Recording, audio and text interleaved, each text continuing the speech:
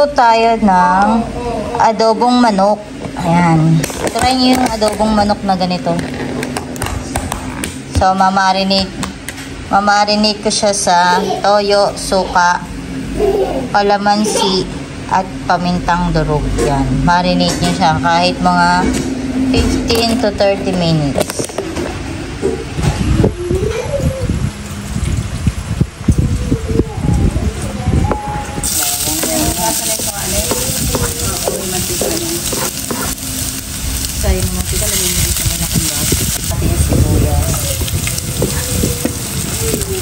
Siguro marami mayabang sa labas.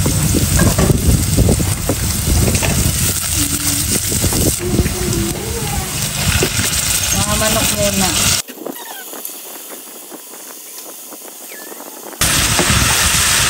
Reserve mo yung marinade. Kunti lang naman ang talagang dito.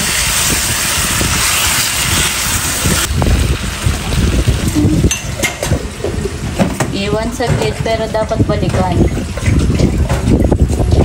Balikan natin yung manok. Ayan, lumabas na yung ibang juice ng manok. Pagmamantikain lang muna natin ng konti ito. Pandali.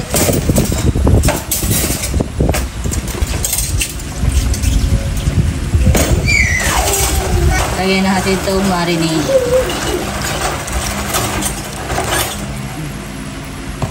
Huwag muna natin haluin. Kaya muna natin kumulo.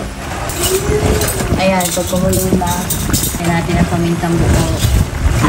Pero lalagyan ko ng lored yung salad.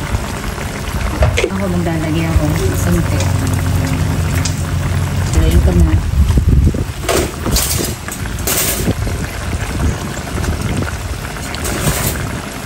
Lagyan ko ng kaunting toyo. Para pantay yung luto.